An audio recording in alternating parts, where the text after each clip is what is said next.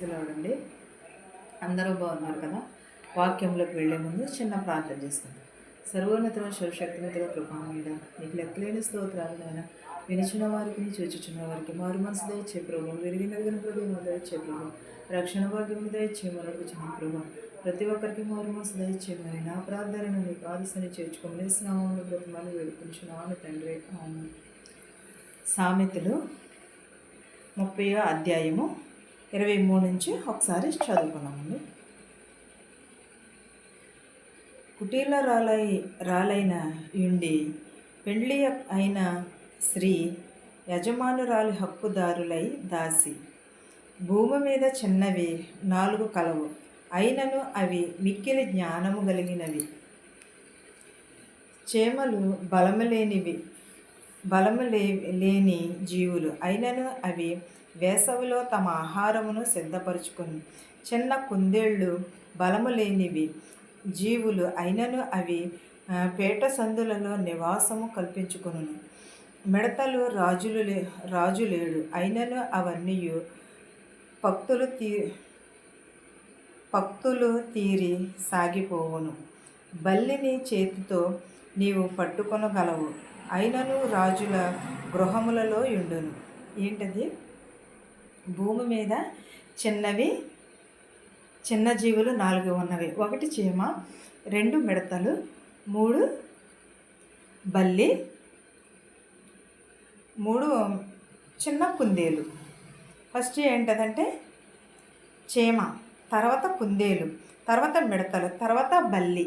ఈ 4 కూడా చిన్న జీవులే. అయినను కూడా అవి ఏ సమయం ముందు ఏమి చెయ్యాలో అవన్నీ కూడా ఎరిగి ఉన్నవి. కానీ నీవేం చేస్తున్నావు? ఒక్కసారి ఆలోచించుకుంటున్నావా? వాటికంటే శ్రేష్ఠులు కదా మనము.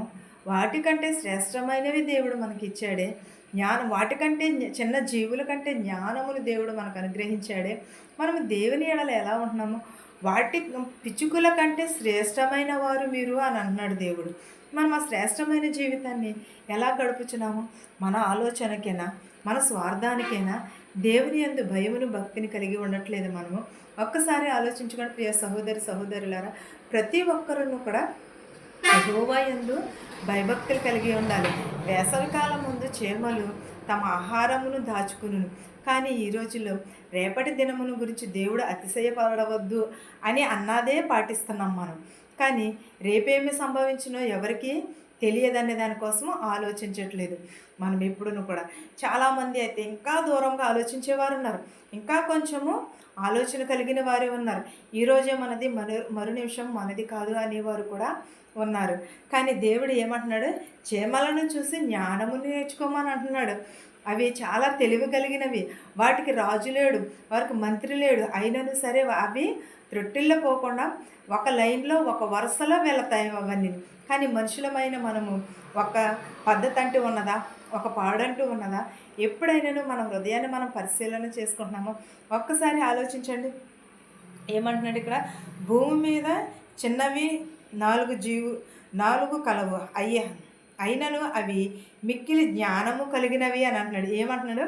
మిక్కిలి జ్ఞానం. చిన్న జీవులు 4 గలవు, అయినను అవి జ్ఞానము కలిగి ఉన్నవి అని అంటున్నాడు. చేమలు బలము లేనివి జీవులు, అయినను సరే అవి వేసవిలో తమ ఆహారమును దాచుకును అని అంటున్నాడు. అంటే చేమలు మనకేమైనా కనిపిస్తాయి అంటారా? చీమలు చిన్న చీమలు, అయినా సరే అవి ఏం చేస్తున్నాయి?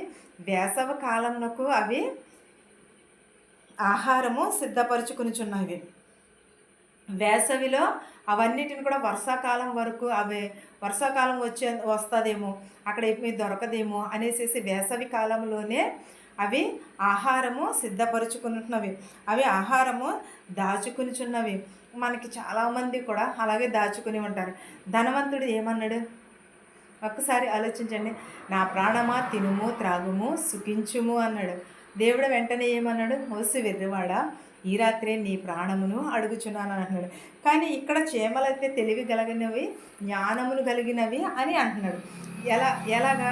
వచ్చే ఆపదను ముందే అవి గ్రహించుకుని, వచ్చే ముప్పును ముందే గ్రహించుకుని అవి వేసవి కాలంలోనే వర్షాకాలంలో ఆహారము సిద్ధపరచుకోమని అంటున్నాడు.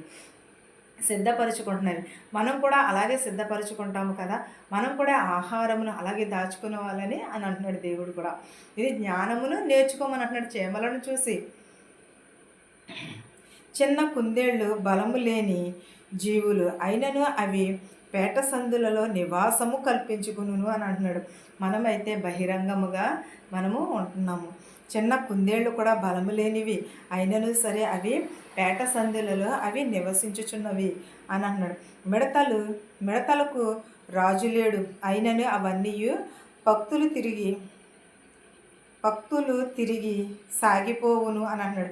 మిడతలు ఏమీ లేనివి, రాజు లేడు, వారిని పరిపాలించేవారు లేరు, అయినను సరే అవి వాటి భక్తిని అవి సాగిపోచున్నవి, వారి క్రమశిక్షణలో అవి సాగిపోచున్నవి. మిడతలు జ్ఞానము కలిగి ఉన్నవి, చీమలు జ్ఞానము కలిగి ఉన్నవి. కానీ మిడతలు కూడా అలాగే రాజు లేకపోయినను సరే, వారిని పరిపాలించేవారు లేకపోయినను సరే అవి ఒక పద్ధతిలో ఒక సరైన క్రమంలో అవి వెళ్ళుచున్నవి. మిడతలు రాజులేడు అయినను అవన్నీ కూడా ఎలా వెలుచున్నవి, ఒక పద్ధతిలో వెలుచున్నవి. కుందేలు కూడా బలము లేనివి అయినా సరే అవి చాలా నివాసము కలిగి ఉంటున్నవి. బల్లిని చేతితో నీవు పట్టుకొనగలవు అయినను సరే అవి రాజుల గృహంలోనే అది ఉండుననండి. ఎవరి గృహంలోనే? ప్రతి ఒక్కరి గృహంలోనూ కూడా ఈ రోజుల్లో బల్లులు ఉన్నవి. బల్లులే ఎక్కువ నివాసము చేస్తున్నవి. బల్లులు ఇదివరకైతే రాజుల గృహంలో ఉండేవటవి. అప్పుడు కాలంలో రాజుల గృహంలోనే ఉండేవట. అయినా సరే అవి మనం చేతితో పట్టుకుంటాం, అవి చేతితో మనము చేయగలదు. కానీ అయినా సరే అవంటే మనకి భయము. అలాగే మనము కూడా అవి డంబముగా నడుచునవి, 3 కలవు, వీటితో నడుచునవి 4 కలవు. అవేమనగా ఎల్ల మృగములలో ప్రకారము గలదై ఎవరికైనాను భయపడి వెనుకకు తిరిగి సింహాసనము శోనికి వణికి కుక్క మేకపోతూ తన సైన్యమునకు ముందు నడుచుచున్న రాజు, నీ బుద్ధిహీనుడవై అతిశయపడి ఉండిన ఎడల, కీడు యోచించి ఉండిన ఎడల నీ చేతితో నోరు మూసుకునుము. పాలు తరచుగా వెన్న పుట్టును, ముక్కు పిండగా రక్తము వచ్చును, కోపము రేపగా కలహమే పుట్టును. నిజమే కదా! ఇక్కడ ఏమంటున్నాడు? డంబముగా నడుచున్నవి ఏమిటో 3, టీవీతో నడుచుచున్నవి 4 కలవు. అవేమనగా ఎల్ల మృగములను పరాక్రమం గలదై ఎవనికైనాను భయపడి వెనుతిరుగక వణుకుచు కుక్క మేకపోతును సైన్యములకు ముందు నడుచున్నాడు. నడుచుచున్న రాజు అన్నాడు, నీవు బుద్ధిహీనుడవై అతిశయపడకుండా ఉండిన ఎడల, కీడు యోచించి ఉండిన ఎడల నీ చేతి నోరు మూసుకుని అని అన్నాడు.